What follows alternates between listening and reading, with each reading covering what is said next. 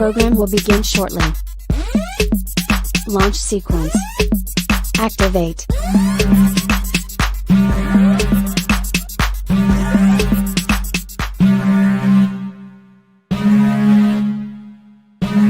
Warning, the following content is not politically correct. Viewer discretion is advised.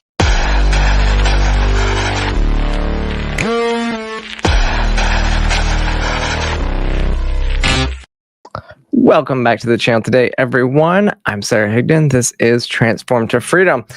I'm back in the studio. So so it's been an interesting week. First off, happy Thanksgiving. I know I won't see you till next week. And so we're here. We're gonna have the show. Getting into that, Christmas holiday season. I'm gonna be traveling quite a bit. So just watch my channel, watch the community section on the channel to see when we're having the show and when we're not. But it's been a little crazy. So but it's been good. I mean, it's been a good crazy. I think there's some. We're gonna talk about some stuff here. It's really there's some stuff that it's really hard to talk about. In coming from the space that I'm in. And I always like to be very, I've learned very, very early on, or actually I've learned a little bit over the years of doing this content that it can have to be like when talking about some of these things we have to be very careful, and I have to be careful in the words that I use and make sure I express the points that I want to express. But yeah. But going into it, if you guys were watching, I think we talked about it last week, right? If you saw my community this last week, I had a conversation last week with J.K. Rowling, which was quite interesting. And then the day after I was on, then the day after the show, I think it was the day after the show, the Daily Mail writes an article about me. I might have talked about this last week. I don't know. Did we talk about this last week? No, we didn't, because I woke up on Tuesday to this article. Right. That's the 18th.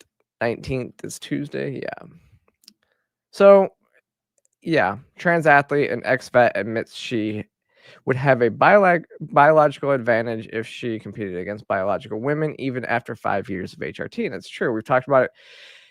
It's really interesting because this is nothing new. If you've been following me for a while, this is something that I've talked about for a long time. It's one of the biggest things that I've been talking about since the start of my channel, right? The first video I did with Ariel Scarcella that really blew up was about a trans fighter, Lana McLaughlin. We talked about this last week.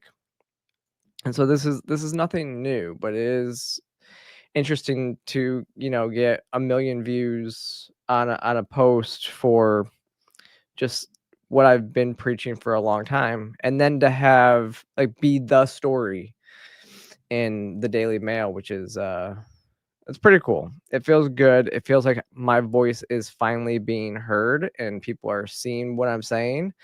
And so again, yeah, I mean, it feels good, and it's rewarding. One second.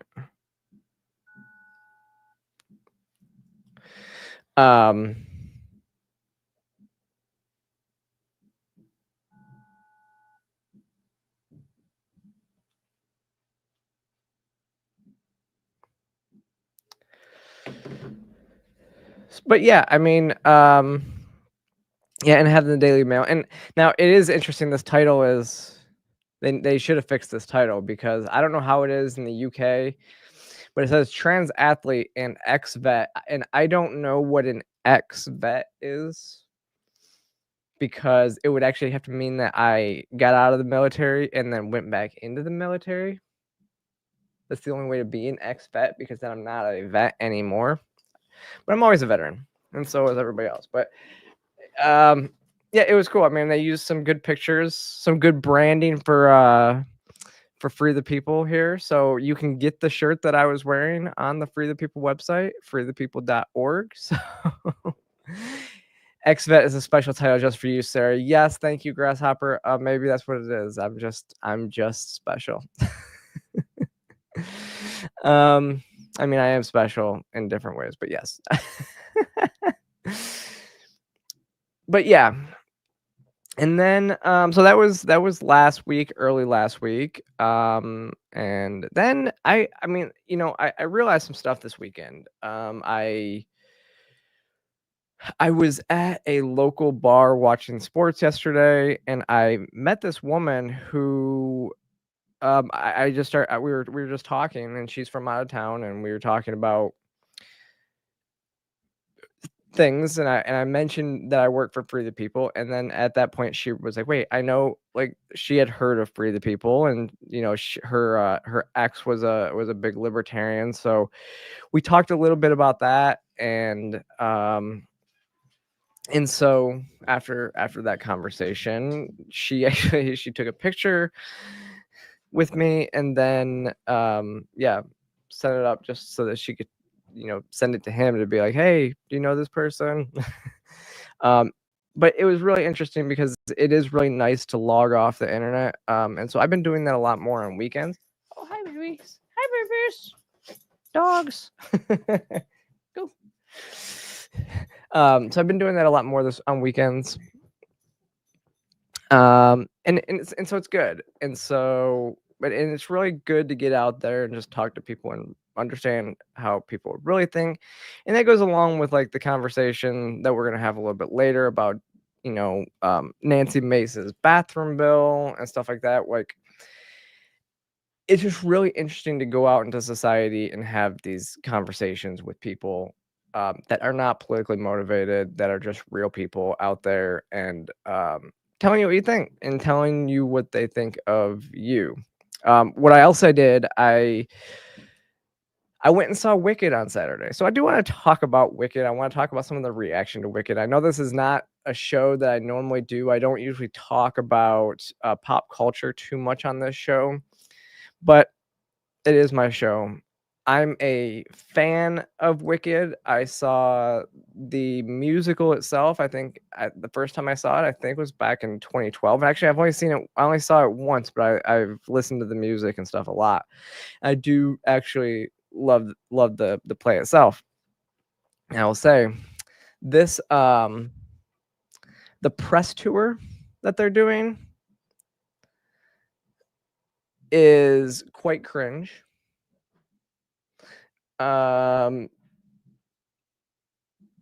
What is it you said? So Grasshopper says the cast of Wicked appears to be very emotional in their promotion of the film. Yeah. Now I will say, I mean, if you've never seen the I'm gonna try not to give any spoilers here, but if you've never seen Wicked and the play or anything like that, then you may not know. But I mean, it's actually a pretty emotional story, and I got emotional a few times during it. It was really, I have to say, so my opinion is it was very well done. They did a great job on it. The entire movie is so this is part one, and part one is the same length as the entire play. But I'm glad they did that because they didn't have to cut anything out, if that makes sense. So they were able to actually expand on what they have in the play itself rather than take away by doing it in two films. So there's some scenes that are extended in the movie, and it's just really, I mean, it's really good. But again, I think it's going to be a really, I mean, it's the number one movie in America, and I think a lot of that is because of the name, the hype. People love it anyways. But I mean, just this press tour beforehand has just been, it's been so cringe. And I honestly, like, when you look at both the actresses, like, it looks like they look like a walking ad for Anorexic Anonymous. Like, they look so sick and unhealthy, and then they just don't even seem to like, when they are speaking about the film, it doesn't even seem like they like their sentences don't make sense a lot. It seems like some people that I'm just speculating that they might be doing some sort of drugs. Somebody suggested that it does. They wouldn't be surprised. Somebody that I know said they wouldn't be surprised if they were both on coke to keep up this heavy schedule. That's why they're so thin as well. The controversy, yeah, with the poster, that almost was like, you know what? I love the play and everything like that, but the whole issue with the poster was it was trying to make an issue where there was nothing. A fan turned the poster into like just covered who's their name, Cynthia's eyes like they are in the original poster. And so it was a fan art, and she got really upset, calling it racist and all this stuff. And it's like, wait a second, though. I mean, your character in the movie is green. So yeah, it came across super tone deaf and didn't really help much. And I think a lot of people were like that. You know, we're gonna go. So I still went and saw it, but it was that was quite cringe. And they're trying to make it like this social justice movie, but like I said, I thought it was fantastic, even though the despite the cringe of their press tour. So like they were on something, and this is what Ariana Grande said about Oz in the books and stuff. Not to be corny, but make the world a safer place, especially right now. You know, I think it's the most important work that we can do is learn how we can listen and be there for each other and the people that we love, and especially the most beautiful community in the entire world. And I love my queer brothers and sisters so much, more than anything. We love you back. We do. I want to throw a theory or an idea out there. Fierro, okay? His musical number I love so much because the girls in town love him, but also the boys do, Bo and Yang. Do we think that maybe Fierro likes the attention from both? I don't know. Of course. Well, Oz is a very queer place and has always been. Yeah. Even from the L. Frank Baum books, it's always been queer. Yeah, I think so, for sure. Gay. Hey, we'll take it. Not to be corny, but make the world a safer. So that was like the one spot in the film that there is any even reference. It's not even like overt. It's quite subtle that, like, even if he's the person's gay, it's like everybody likes Fierro. The guys, the girls, everybody's attracted to him. Like that's like supposed to be his character. It's always been his character. But so this isn't the she didn't go down into it in this clip. There's another clip where she's like, oh yeah, everybody in Oz is, gay. The chickens. And then they start talking about Dr. Dillerman, the goat, and his little vest and how it's all gay. And I'm like, that just is trying to put something in there that it never was supposed to be. That's not there. You're like reading into it, trying to make something of it. And at the end of the day, it's going to turn a lot of people off. As you can see, like, and Wokeness is the one who posted these clips, and it's going to turn a lot of people away from this. And I mean, again, just like the way that the two actresses interact with each other, it's coming across as, they're not like that. It's not like the way that normal people would, interact and come across to each other. It's very forced, but almost like I don't know if I don't know what the right word would be, but it's like they're trying to almost act. It's almost like this weird act that's not really authentic. It's either that or they're on drugs. Like it just doesn't come across as normal. And maybe that's what they want. But I guess that's a little bit of what Ariana Grande has kind of done too. Like the way that she speaks and stuff like that. I don't know. It's just like interesting, because she's changed quite a bit in the last few years. But here's the other clip. And this was without. So I guess, they did this like queer press tour, I guess, but let me see. This is this week people are taking the lyrics of Defying Gravity and really holding space with that and feeling power in that. I didn't know that was happening.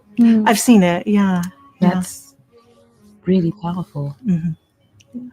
That's what I wanted. Mm-hmm. Yeah. I didn't know that was happening. I've seen it on a couple posts. I don't know how widespread, but I am in queer media, so that's my. It's really cool. Yeah, I've seen. Like, again, I don't like. Cynthia doesn't seem all there in that video. It's really just a weird interaction, but it doesn't seem like she is actually. And I don't mean this in a demeaning way at all. It just doesn't seem like she's coming across as somebody who is all there. And I don't get this question in and of itself. Like, what is holding space with that? That's a new term that I've not heard until recently, but how is it holding space? Yeah, a bit spaced out. That's a good way to put it, Grasshopper. But what's holding space with it? In the way that she asks it, in the way that she responds, that's what I wanted. Wait a second, though. Like, this song is almost 20 years old. It's not like you wrote this song. Yeah, you performed it well, and it was done really well, but I don't even understand why this question was even asked for her, because it's talking about the lyrics of the song, not the performance of the song. And it's an emotional song by every person I've ever heard sing it. So it's just a weird question, weird response. And then everybody's kind of pointing to Ariana Grande holding her finger, which was really weird too. Like, I just don't know what's going on with this press tour. And this one is not gone as viral, but I saw it today. And it's really crazy because they say I see a lot of people on the timeline talking about why Glinda didn't go with Alphaba during the Defying Gravity and scene and blah blah blah. And this really changes your perspective on it.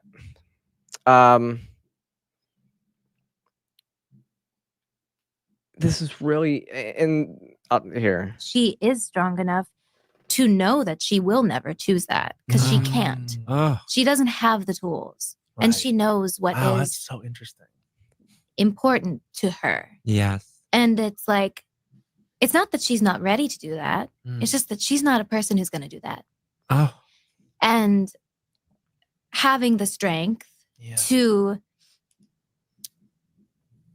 know that oh my God, annoying. I'm so sorry. No, I'm so curious about what you're experiencing. No, it's just like emotional because it's like, of course it's acting, and I'm not going to, whatever.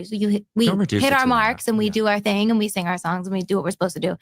But it really felt so real, and it feels how it feels in real life when you really love someone, but the paths that you need to take for your own truth and life and who you are, it's like you can't actually continue growing together. You're growing apart, and you can still love that person so much and acknowledge that that's going to be best for them, but it's not going to be best for me. So I do have to not self-abandon in this moment, and I have to stay where I am. Yeah. And I want you to go there, but I can't join you.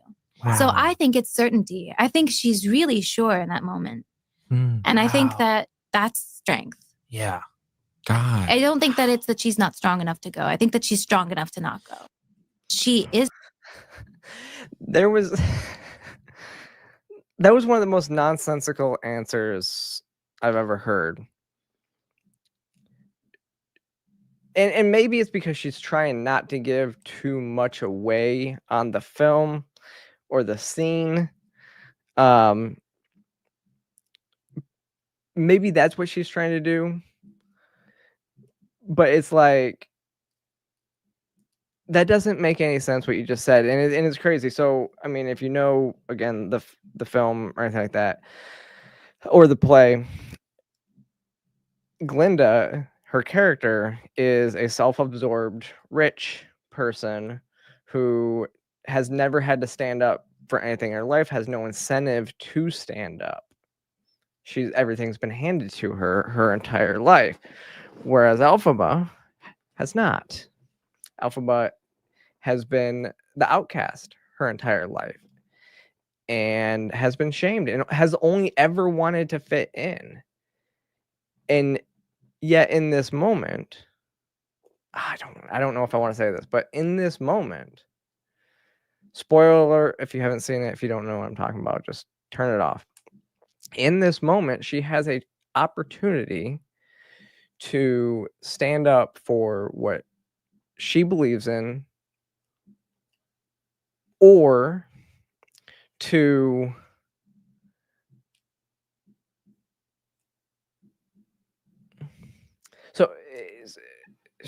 she can either stand up for what she believes in, or she can be accepted, not only accepted, but promoted by the society. She can be one of the most beloved people. She can gain that acceptance that she's always yearned for her entire life.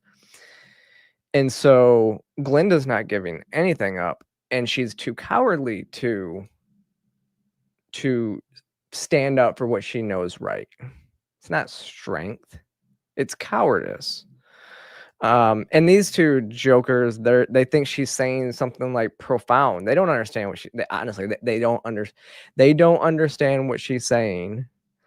They just think it sounds so confusing that it must be so profound, or they're just placating her because it's Ariana Grande and they love her. I mean, that's very possible too. That's really what that scene is about. And it's crazy to me, like trying to make something out of nothing, trying to make something that's not in the movie.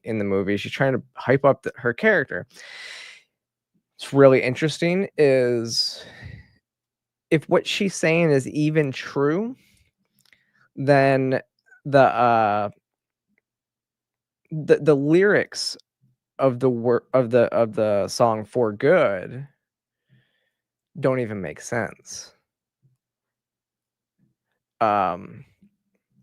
They don't, and that's, if you have to know what I'm talking about, I guess.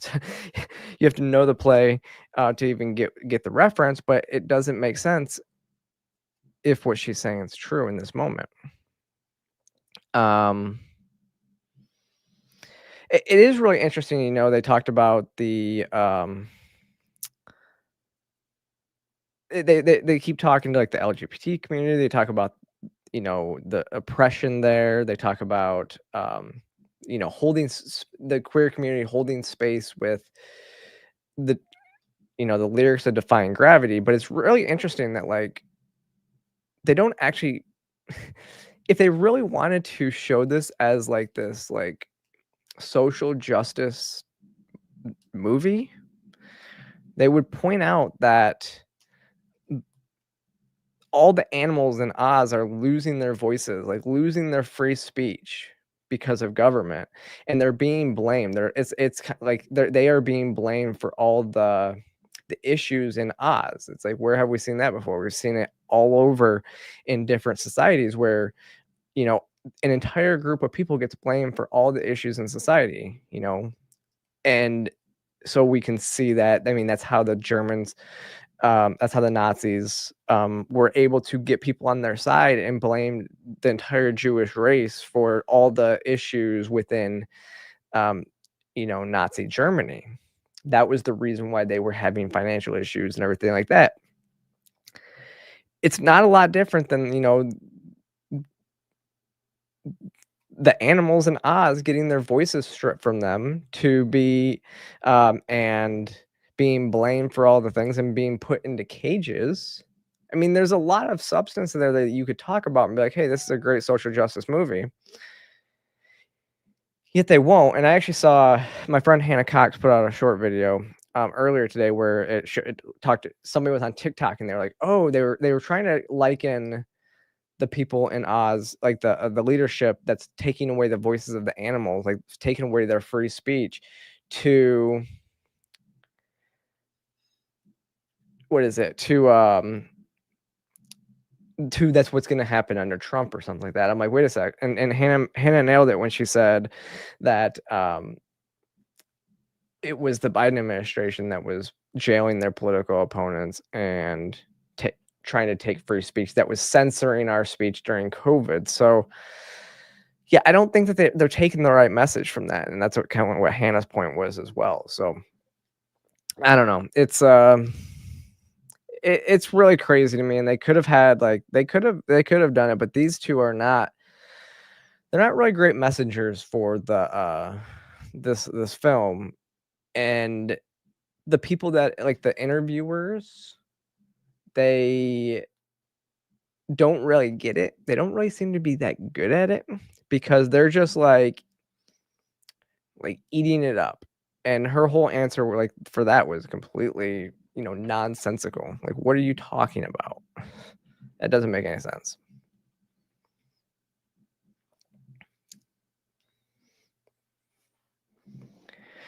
But okay, let's move on from Wicked. Again, I'll just kind of close out with this and say, go watch it. I think it was fantastic. I think it was a fantastic movie. In reality, it was well acted. The visuals looked great, and I saw it in 3D, and I don't know if I would go see it, even go pay to see it in 3D, because 3D is not the same as it used to. It's not like the visual effects so cool that everything's coming out at you and all that stuff. That how new 3D is a little bit different. It's just for better quality. But I saw it in 3D. It was really good. I'd probably go see it in more one of the immersive theaters now, like an IMAX or something. But I would say it's worth it for me. I thought it was, like I said, well acted. The visuals were great. The songs were great. Yeah, everything. It gets top marks for me, and I think a lot of people are going to as well. And I think this is going to be. It should be, if they stop talking, if they would stop talking on these interviews, I think it would be one of these movies that kind of bridges the gap of politics, and because it shouldn't be about politics. And I do think that, well, what she was saying, I do think that everybody can relate to, the words in the songs. I think everybody can relate to the words and Defying Gravity. I definitely could, with what I'm doing here right now in this space. So I mean, I can totally see that. So if you're inclined, definitely go check it out. Guys, take your girlfriends, and secretly enjoy it too. Just throwing that out there. And I'm actually surprised it's not blowing up the same way that the Barbie movie did. Because I do feel like it's this year's Barbie movie, to be honest. So that's my thoughts. So I don't know if you guys have seen this. This is, I just want to point this out. We're going to talk about this real quick, but I want to talk about so The View has now been forced to issue repeated legal notes in their episodes for telling lies about Trump's cabinet nominees. I'm like, if this isn't the best thing ever, The View is it's every show. They have multiple legal notes because they are so afraid now of getting sued, and probably getting sued by the Trump administration for this.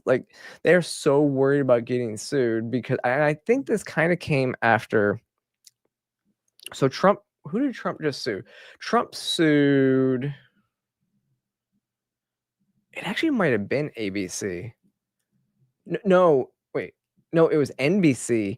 So I think they're suing NBC for that SNL sketch and not giving equal time and being unfair and in their coverage of Trump and not giving equal time to candidates, which is a violation, I guess, of the FCC. So I guess that's it. But yeah, Grasshopper, you're right. Says Sunny's facial expressions are getting better and better as she is forced to admit fault through these legal notes. And yeah, it's great. Let me see if I can find one of these. Oh no, I don't have one. I'm actually shocked.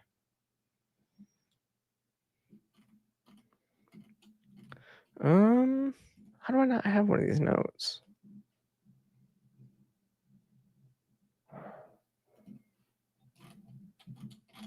Well, that sucks. I didn't grab one. Let me see. If I have one. I don't think I do.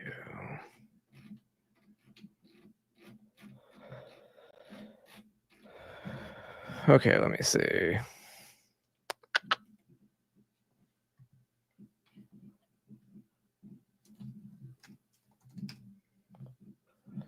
I am sorry, y'all. I'm gonna go see if I can get one.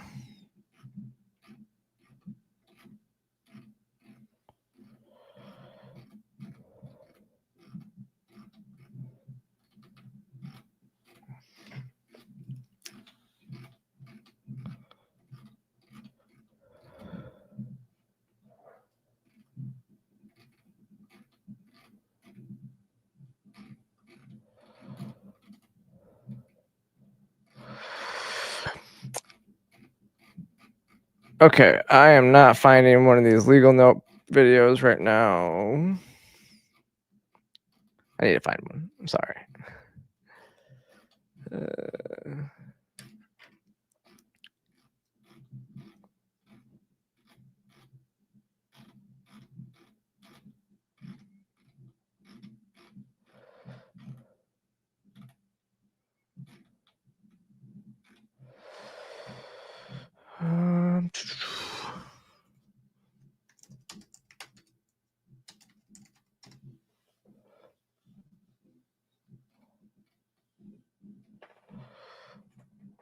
Here's one.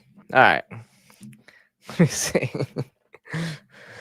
Just got to know, we have to clarify that Santos eventually reached a plea deal after pleading guilty to wire fraud and aggravated identity. Is that a legal note? What a nice legal Kind of. All right. Kind of. It's It's a clarification. bribery accusations. I have a legal note. You want to take this one, Joy, or you Matt good? Gates has long denied all allegations and has not been charged with any crime. That's true. Also, another legal note, Pete Hegseth's lawyer said he paid the woman in 2023 to head off the threat of a baseless lawsuit. He has denied any wrongdoing. That's interesting. Pay off the witness. Both Trump and Pam Bondi have denied allegations of a quid pro quo that his past donation played any role in her office's decision to not take legal action against Trump University when she was, of course, the Attorney General of Florida. Oh. This show is going to be just legal notes and things we're selling. That's what I said we're going to call it. The legal note. They're hating it so much. It's so good though because they lie so much on there, and they oh, I gotta take this down. Okay, stop sharing. They gotta they lie so much on the show, and so they're finally getting called for it, right? And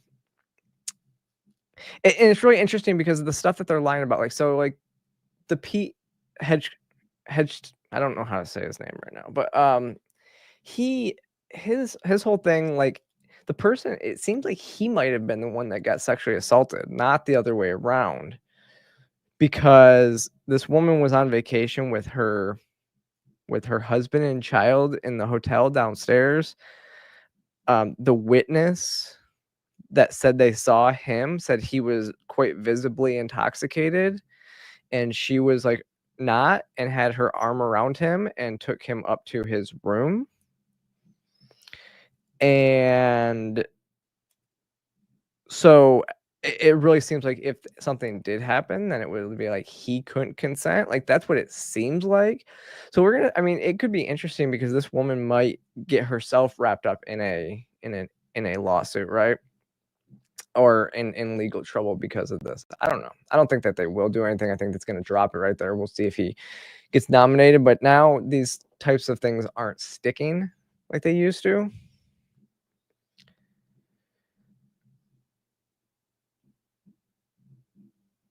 Yeah, the media are reporting on the police report without mentioning what's in it. Exactly. At least Megyn Kelly is doing deep dives on it. Yeah, I agree. Megyn Kelly is great. There is one issue that I've seen with her today, and it's this pushing this, talking about the Jeff Younger situation. I'm not going to go too deep into that on this episode, but Jeff Younger was ended up losing full custody of his child, where the child's mother is now allowed to chemically castrate and transition the child as a 13 years old, which obviously we disagree with. What's interesting, when you look at their the legal documents from Texas, the court basically determined that he was a pathological liar and at least emotionally abused the mother's two daughters. And when asked about it by the psychologist, he said, "So I made him do push-ups, whoop-de-doo, and stuff like that," not understanding how that can emotionally affect children, minors, young children especially. And so his side does, I mean, it opens your eyes a little bit to the side that's going on with him. It also goes to the question of, why does the child now have gender dysphoria? Because we know there's multiple ways that gender dysphoria develops. It's at birth, like most transsexuals I know, knew around 4 years old something was different, right? It seems like it's something that's innately born with them, and just something how their brain developed or something. There's no like difference in the sex brain, but there's something there, possibly the chemical or the hormonal imbalance in the womb that we've talked about before. And then there is a significant part that would have what they would call rapid onset gender dysphoria. I don't think it's gender dysphoria, but that comes as a trauma response to abuse. And so the question is that what's going on? Is that why this child is presenting with possible gender dysphoria? I don't know, and I would hope that that's what their therapists are trying to figure out, and I would advise against going down the road of medicalization, obviously, but they're in California, and California is an open state with that, and so it's gonna happen, and that's tragic in and of itself. And I do blame the mother. I don't think she's doing what's right by her child either in this. But is she being emotionally manipulated? I don't know, because she's a pediatrician, so she should know this pretty well. But if she's one of those pediatricians that's captured, then she's thinking that's what's right for her child. And I've always said there's 3 types of doctors out there. There's those that think that they're doing what's right. There's those that are doing it for money. And then there's those that are doing it. I always forget the third one. I think that I think that they or that are incompetent. I always say that. I think that the third one is just plain incompetence or laziness. But usually that's what comes down to therapists. Therapists will then they just like to throw pills at things. And so I think that that's where it comes down to that, and they're not really getting at the root. And we know what the root might be in this one. Yeah, I do think that some appear to truly believe that they know what they're right. You're right, Grasshopper. And I think that there's some that are doing it straight up for money. Probably the most evil thing is they're doing it straight up for money. And then there's those, like I said, I think it's laziness or incompetence, or they're just throwing pills at a problem instead of actually fixing the root. But that usually goes into the mental health space instead of the the care space. But yeah, all right. I know I wasn't even planning on talking about that, but let's move on. So we talked a little bit about, obviously we talked about, the Make America Healthy Again stuff on this show. People are liking what Trump's doing so far. There's a lot of people, I think it was like 59% approve of his handling of the transition so far. And then, I mean, I've talked about Cory Booker on this show before. Right. And Cory Booker, he's a progressive Democrat. And I have not, when he first came onto the scene, I didn't like him very much at all. But I give him credit. I give credit where credit's due. Cory Booker has worked with Cory Booker is a senator, right? I always get it confused because he worked with either Thomas Massey or Rand Paul. I believe it was Rand Paul on the Right to Try Act. And I've talked about the Right to Try Act, I think, and they have worked on it to allow veterans with PTSD to use psychedelic, like and working on psychedelic therapy. And this goes actually back into what we were just talking about with doctors throwing pills at stuff. I think that there's some experimental treatments out there that everybody should be allowed to try if they want, with the help of a doctor, in terms of psychotherapy with psychedelics, because 3 sessions of LSD psychotherapy has been known to have lasting effects for up to a year. And so I think that's good. And so another one, Cory Booker is saying the same stuff as RFK Jr. Like, this is what he said. Food in America is making us sick. It's driving the highest levels of disease and suffering in our nation's history. And our food system is putting our farmers in economic crisis, with most American farmers having to work a job off the farm to make ends meet. Why? Because giant, consolidated multinational food corporations make massive profits off of this broken system. More of us have to be aware of what is happening. Our food system is designed to support and subsidize ultra-processed junk foods, and not the foods that our doctors are telling us that we should eat most of. Think about this for a second. More than 90% of our federal food subsidies go to the foods that can make us sick, and less than 10% go to the foods nutritionists say should be the majority of our diet. That's why kids in communities all across the country go into a community grocery store and they see a Twinkie-like product cheaper than an apple.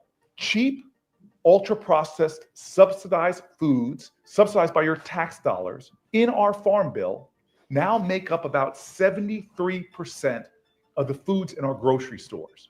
The leading cause of death in America now is poor diet. Half of Americans, for example, are diabetic or pre-diabetic.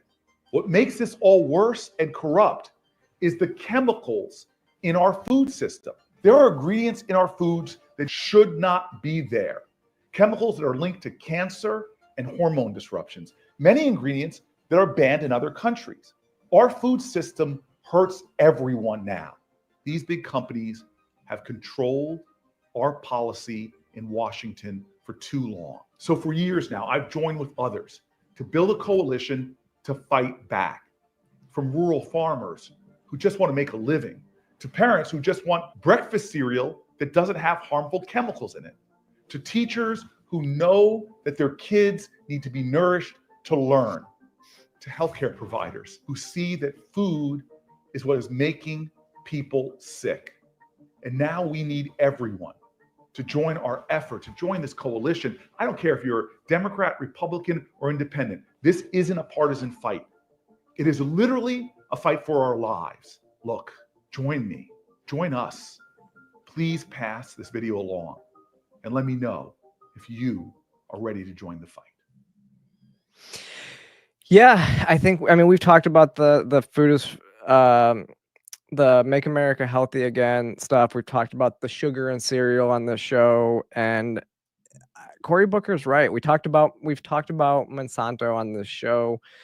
It's really interesting because all of this is what people don't realize. One of the reasons why we have everything has high fructose corn syrup in it instead of regular sugar is because we subsidize corn, a lot of corn.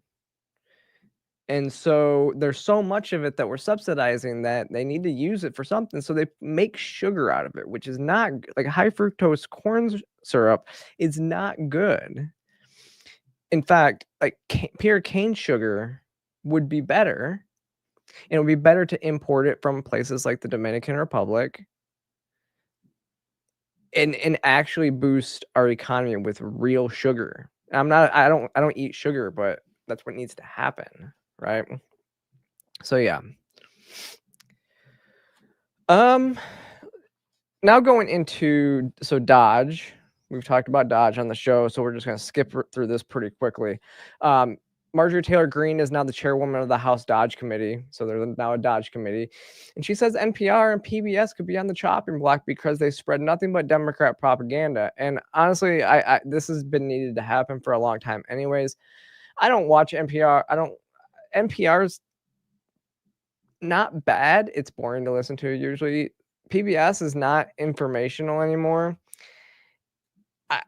Yeah, they both should be on the chopping block. With our First Amendment, we don't need the government run media. We don't need the government running media in this country. We don't need a state-sponsored media. Like, how can you actually watch something in the state-sponsored media and actually think that you're getting the correct information? They're literally paid for by the government to push propaganda. Democrat or Republican, it doesn't matter. They're paid by the government to push propaganda. And so I think that both those should go. I think that they should go. I'm sorry if you're an NPR listener or anything like that, but I mean, we're $36 trillion in debt, and we need to start looking at where we can cut. And you know, Vivek and Elon Musk have gotten to work, doing great things so far. It seems with DOGE, they've already started. It's really interesting to watch. You can watch the different stuff that they're finding out. Like just before I came on the air, there was I think Vivek pointed out, you know, talking to military leadership, there was it takes like it takes longer to get a set of stairs completed in the Pentagon than it took to complete the actual Pentagon itself. It was something like it takes like 18 months for a set of stairs to get finished, where it only took 16 months for the entire Pentagon to be built back in the day. And Vivek is right. If we don't downsize the federal government now, it's never going to happen in the future as well. So this is a historic opportunity. We're driving ourselves right into bankrupt. We are, our country is overspent, and we need massive cuts to spending. And that's the only way that we're going to be able to get out of this. We're in a $36 trillion deficit. We are coming up on 250 years as a country, where the typical empire fails at about 250 years average. So yeah, we're coming up on that because empires get so complacent, and they get overspent. They think that they can just do whatever because they've been around for so long that they can never collapse. But unfortunately, I think that's where we're heading right now. All right. The cabinet positions are now filled, and it'll be interesting because we don't know who is going to be. We don't know who's going to be the FBI director. I think it should be Kash Patel.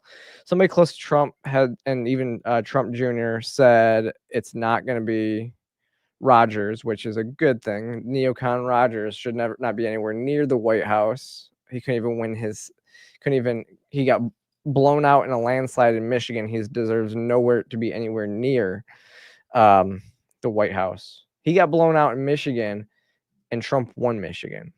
Think about that for a second.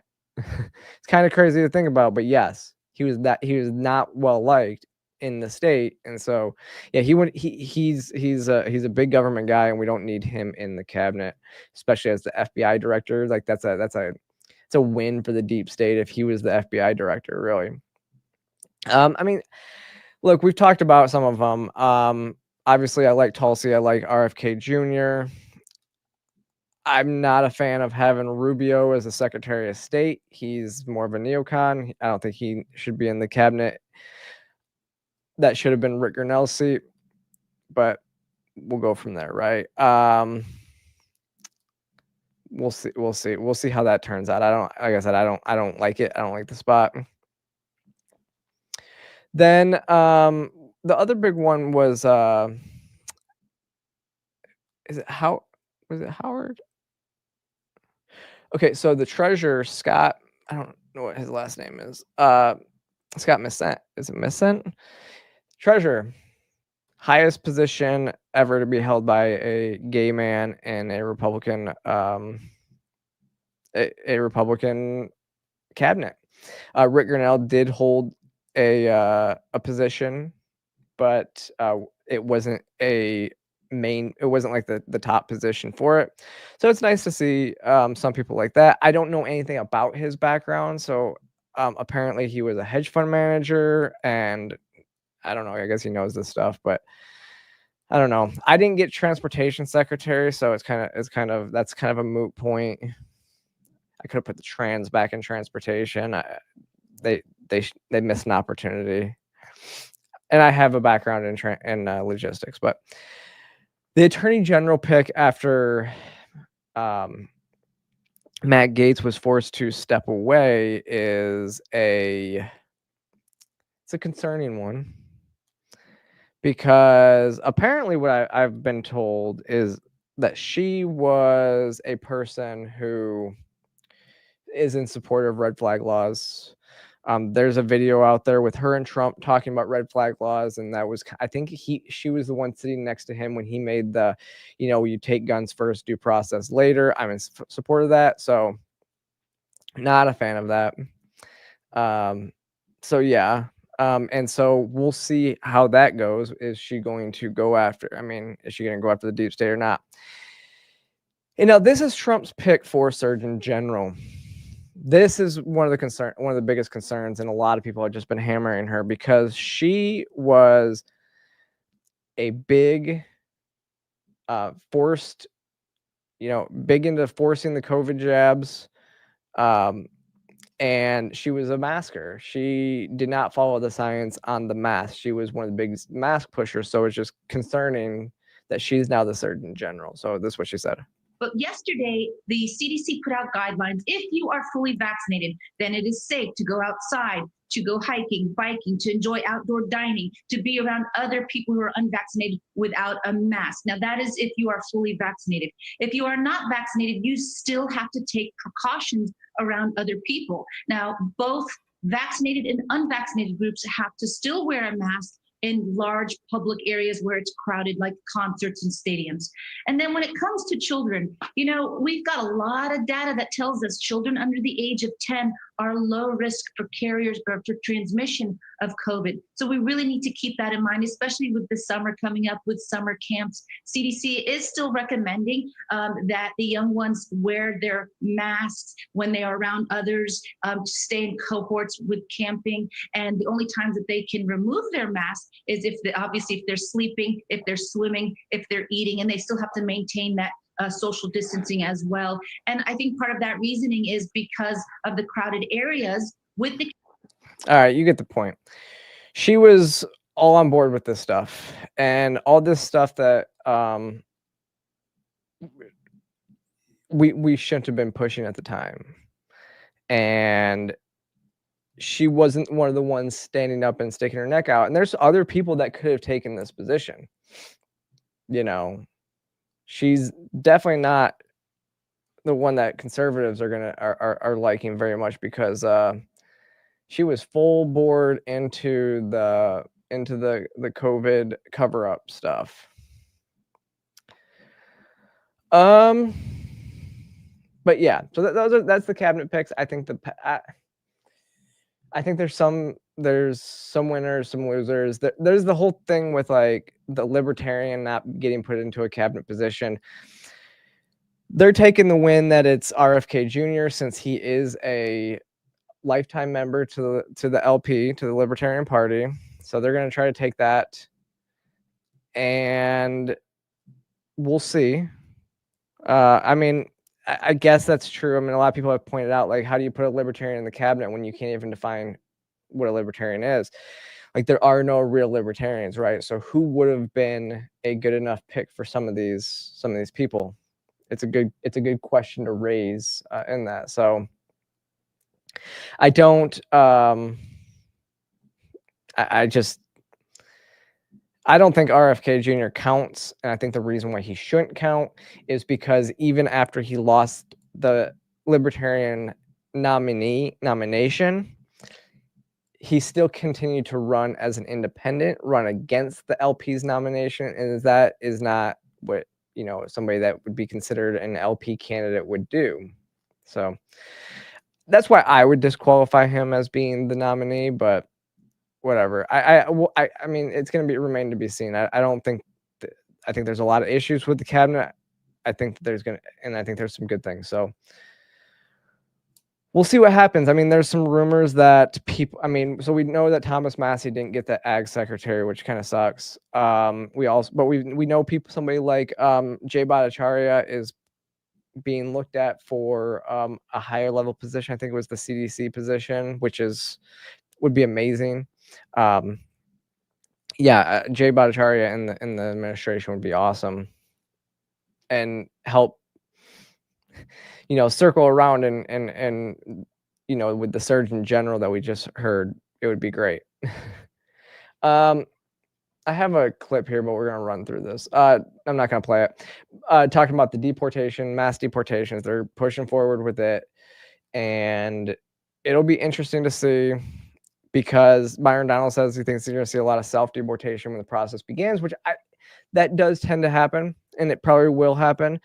It just depends, because most of the self-deportations that we've started to already see happening is because people are running, like the people that come here are running out of money. So you have to take away the incentive to stay and, you know, giving them everything. And then once they don't have food, shelter, water, all this stuff, they will generally self-deport back to their home country, because there's nothing, it's not here for them.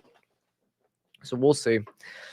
I agree with Rand Paul. Rand Paul said, I agree with, you know, deportation, but I don't agree with using the military to do it. And I'm in agreement with that too. I don't think we should be using the U.S. military in a way like that on our home soil.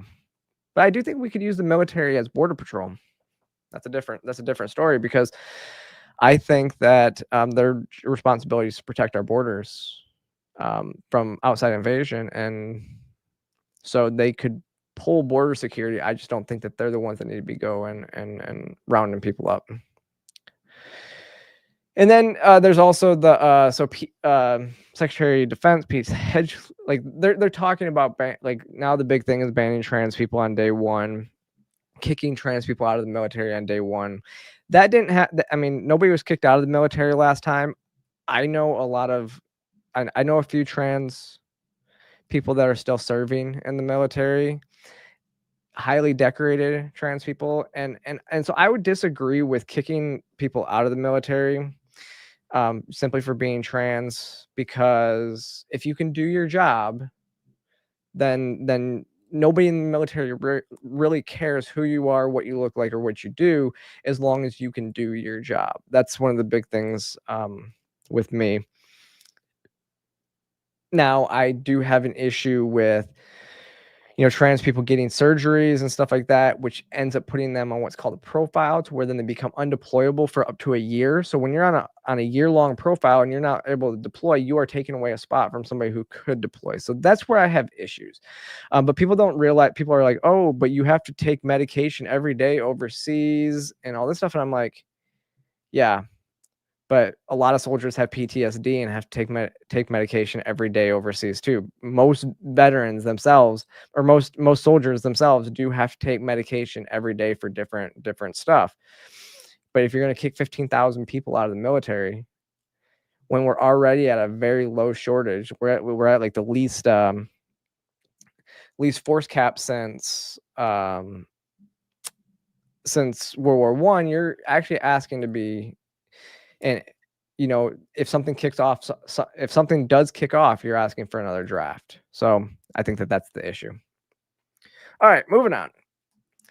And this is the thing, I want to talk about this real quick as we're getting towards the end of the show. We're going to talk about Nancy Mace's bathroom bills, right? So if you haven't heard, so Nancy Mace, so it was interesting because I was like on cloud nine after that whole thing with J.K. Rowling, and it was awesome. And then Nancy Mace comes out with this, and it's just been the entire thing that's been filling the internet. And so she initially put into the House rules package that anybody that basically worked for the House of Representatives had to use, or in the Capitol had to use the bathroom that aligned with their sex. And then she got harassed. And here's the thing is, nobody should be harassing her. Trans people need to not, call in death threats. Like, I never understood how, like, people think that, like, death threats and harassing people, like demeaning people, how that is ever going to help your side. And how that, like, especially if you're, like, male, all it does is prove more to somebody like Nancy why she doesn't want you in her space. Exactly. That kind of behavior just gives them ammunition. And here's the thing. I was on with Austin Peterson last week, and I was on with my friend Ryan Schuling out in Colorado on his radio program. And so I did some media hits on this, and I want to be very clear. Nancy Mace was a victim of sexual assault. She's been very open about this, and this is what kind of sparked this. And she's talked about having PTSD and losing weight. Some people have said she's on Ozempic and that's why she's lost weight, but I don't know. I'm not gonna go there. I do think that it would be very plausible that because of her PTSD, and I'm gonna take her word for that. I'm not gonna go, I'm not gonna talk about the rumor mill, but what I will say, so she has a great, she has a reason to feel uncomfortable, and I completely respect her views on this. Now, after she started getting attacked, she took it one step further, and as you can see, this is the bill. She put a bill out to do the same thing across all federal properties. And I have no issues with this, to be honest. I think that this needs to be added to this. So I wrote and just said, I've been quite open about my position for, I've pushed for third spaces in publicly funded buildings or publicly funded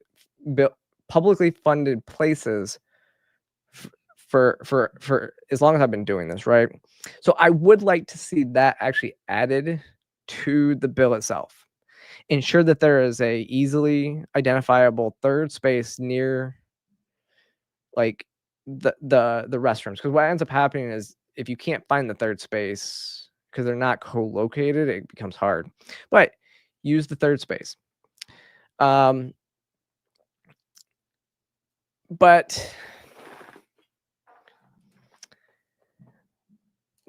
the hard part now that Nancy's not thinking about is, how do you actually enforce this?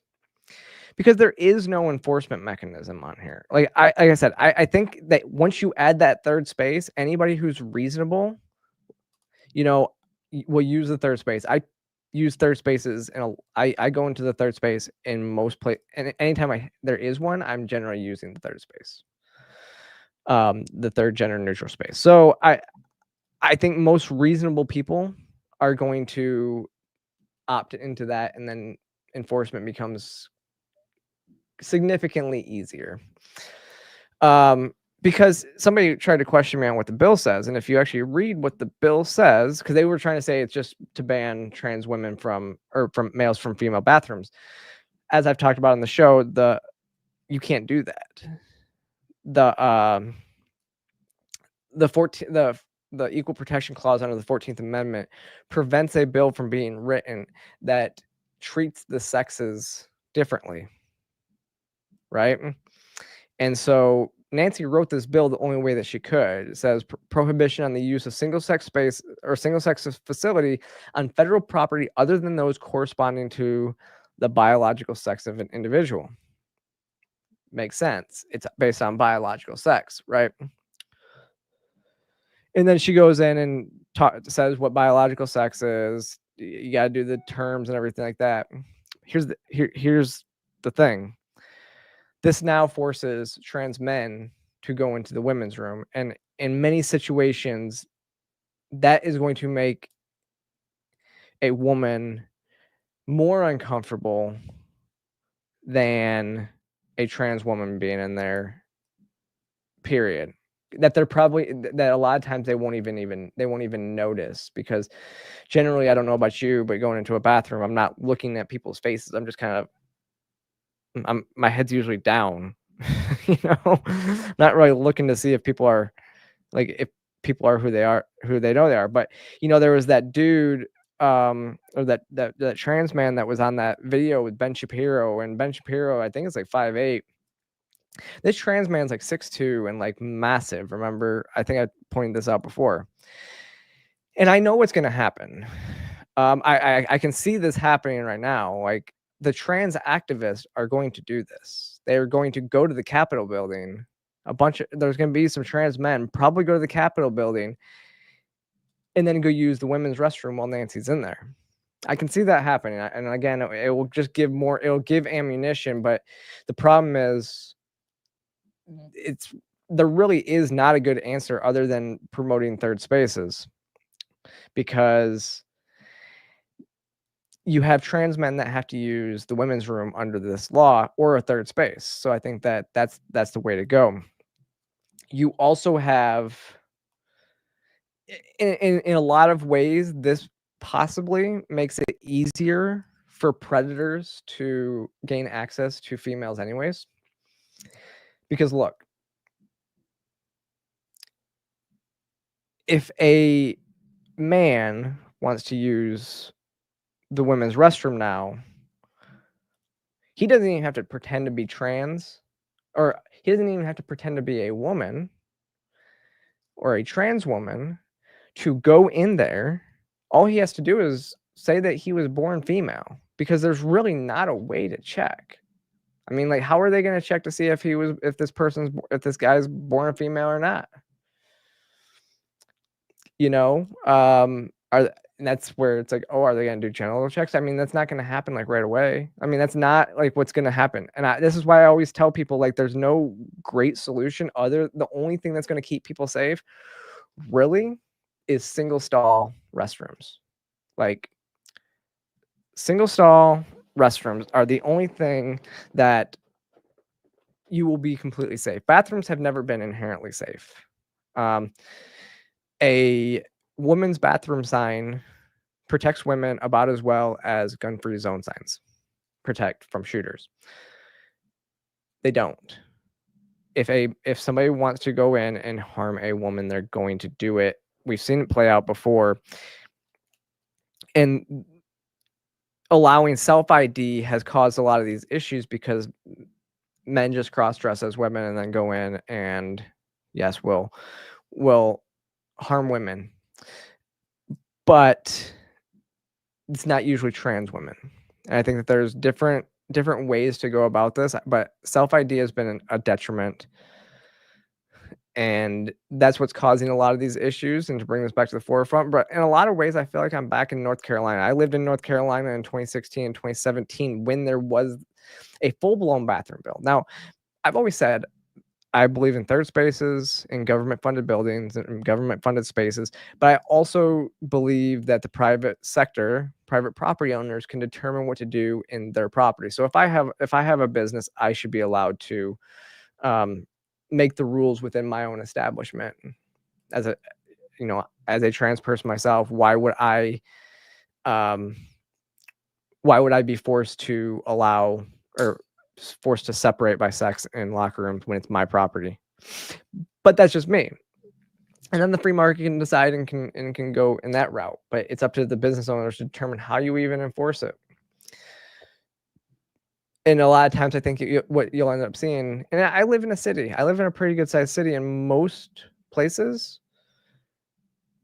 they're single sex or single stall, and that's because they're not like high trafficked areas. And interestingly enough, like the high traffic bathroom areas are the ones where it's not really going to matter, because no predator is going to choose those high traffic areas. So I think that this problem ends up starting to solve itself, where everything just becomes single stall places. And so that's my concern with blanket bans in and of themselves. I don't think we're going to see anything go. And really, this is the only, as far as the federal government can do, they can only really determine what happens inside their buildings, because, and this is key, because they can't tell state police what to do. The federal government does not run state police. It's the same reason why we have the ATF, the FBI,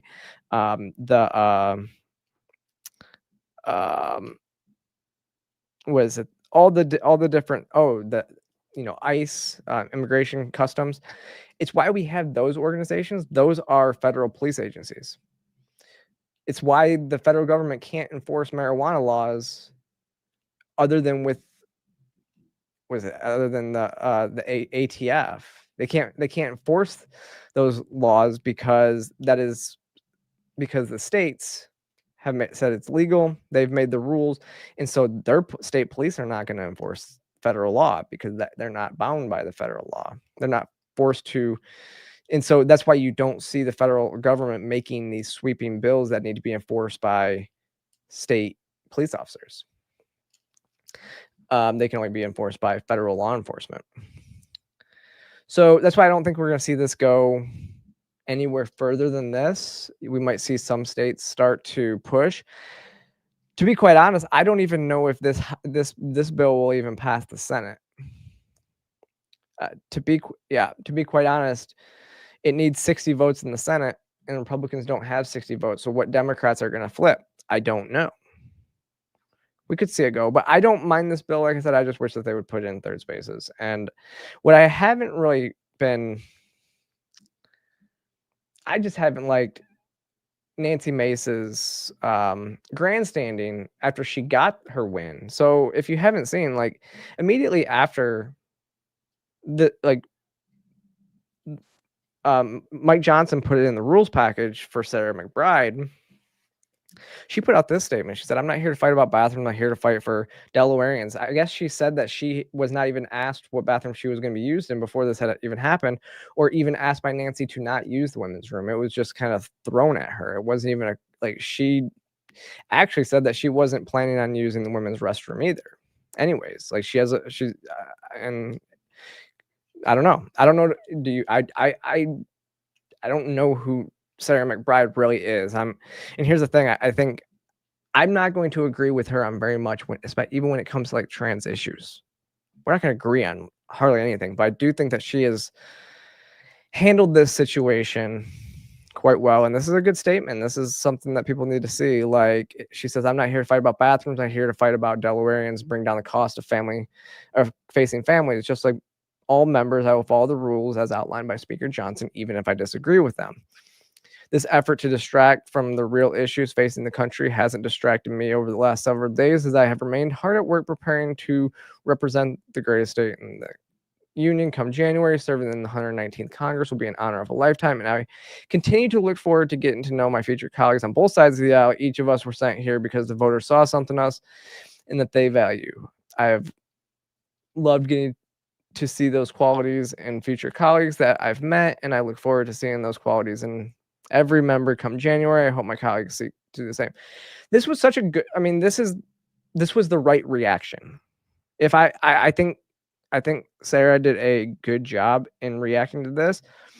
And then, like I said, where I was disappointed in Nancy was then she goes and says, "Oh, good," calls Sarah a man, and is like a man saying that they're going to go into the men's room. What a shock. What a concept.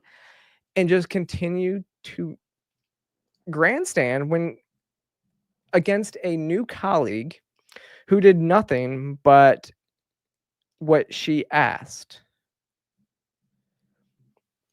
So I don't, like I said, I think she has a right. Nancy can raise the bill, and I think it's not unwarranted. I think adding a third space, like ensuring a third space in there, would be even better for everybody who visits the Capitol. And so it's not even what this is about. It's more about just her reaction and how she's been manically tweeting on manically posting on Twitter for all week. It's been kind of nuts to watch. So I don't know. And this is why I had to try to be very careful with what I say. Like I said, I'm not going to agree probably with Sarah McBride on much. I don't know much about her stance on very much. She's a Democrat trans person who I'm guessing she supports, transitioning minors, or I don't know. These are just, I can only guess. I've not looked too deep into her. She's not my representative, but I think what most people need to recognize is that she was duly elected by the people of her state. People have asked, oh, can we ban trans people from serving in Congress? No, you can't, because she was literally duly elected by the voters of her state. She's going to go there and do her job. Her and Nancy are now colleagues. They are equals when it comes to their job. They absolutely are equals in terms of their positions, their position in the Congress. So it'll be interesting to see how this stuff starts to go. But Sarah McBride's from Delaware, so I wouldn't be surprised if she's now basically a lock to stay in her seat, unless she does some really crazy things. I think that she's kind of a lock to stay there. And now I do want to kind of go into why I also think that some of these like blanket bathroom bills, they can also be harmful to women and detransitioners. I've talked about this before in the past too, and I want to share this because remember this video from the Olympics of Ilona Maher, and then the reaction was this.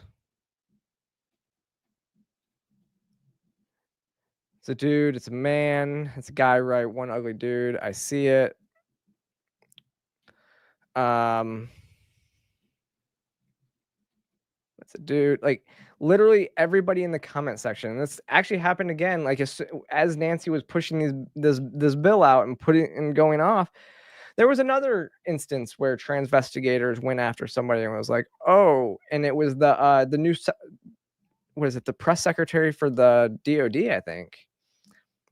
She's an Indian woman who they were trying to say that she looked like a man in this picture. And it's like, and that's basically what happened is the entire comment section did this. And really that undermines their promotion of this bill. They don't see it, but it does undermine their point that they're trying to make, because they're basically saying that they are going to be stopping any masculine looking female from going in there. It also hurts detransitioners too, because detransitioners sometimes get stuck in that middle space to where once you transition, like if I were to transition back, you wouldn't know if I was detransition male or a detransition female. And that sometimes happens just because of and this is why it's so important to make the right decision when you're transitioning. That's the right decision, because it is irreversible. Like the effects of transition are irreversible. So you have to take that into account when you transition. But yeah, a lot of people did that. And then I go back to 2016. This is what happened, and this is one of the reasons why North Carolina's bathroom bill failed. Why after they passed the bathroom bill in North Carolina, there was a big blue wave in North Carolina where they took over the government, where the Democrats took over government again. And part of it is because of videos like this where her because she's a dyke. This butch lesbian This is a girl who I have to tell you again gets arrested for using the restroom. Get out. You got no ID, get out. This is so sad. Out. Oh, and she's the girl and you're yelling in her face. That's crazy. Don't worry, I got you. On me again, bro. Wow, look what you. Oh, okay. Get out, sir. Get out. Man, that is a fucking girl. That is a girl. Let's go. Let's go. You have no ID. Let's go. Time to go, sir. So you're saying you have to have an Get out of my way. Go. You can all leave if you want. We're all leaving. We are. We're all leaving. Like I said, this is a girl. Don't put your hands on a girl. Let's go. Come on. No, And that's one of the reasons why it was not a popular bill and it failed viral. I mean, it failed, and that's why they repealed it. It feels like we're back in that time warp now to where we're discussing bathrooms again. And a lot of I do put a lot of this on the trans activists who have supported self-ID and have pushed this kind of thing into the conversation, because generally it's never been an issue if you do, as Blair White says, use the restroom that's going to cause the least amount of issues. Get in, get out, do your thing in whatever restroom is going to cause the least amount of issues. And yeah, most places, like I said, I think they had third spaces, and if there's third spaces, that's where I generally use. So I don't think these types of things end up working out well for anybody. It's a situation without really a good solution. So yeah, the black and white thinking, it's brilliant. They don't, but I think that so many people are seeing this as an they're taking the emotion to it. It's a very emotional issue, and I get that it's an emotional issue, but you can't. I mean, people want to call me different names and everything like that when I try to point out flaws like this. That's the problem. I'm literally just like, you have a blind spot. You're blind spot, and you're not looking at the second and third order effects of what you're proposing. And like we said earlier, this could actually, I mean, blanket bathroom bill like that, like the one in 2016, like that one in North Carolina, actually kind of makes it easier for predators to go into the women's room and just say that they were women and that they were born female and they're trans men. I don't have a good solution, again, other than single stalls. I think that's what most of Europe has, is single stalls anyways. And yes, Grasshopper, we have so many bigger issues. We're on the brink of World War III, and we're talking about bathrooms. So yeah. But that is the show tonight, y'all. We went like 20 minutes over, so thanks for sticking it out with me.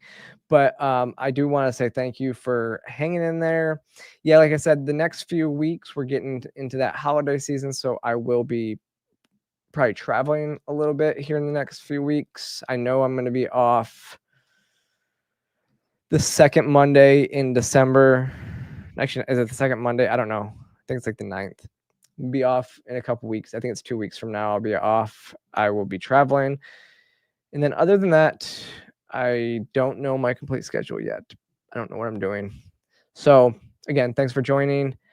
I appreciate it. If you've made it this far in the show, click that like and subscribe button. Tap the bell for notifications. If you're not getting notifications to come on and watch the show, tap that bell. You'll get notified when I go live. Then make sure to follow me across all social media platforms, and I will see you next time.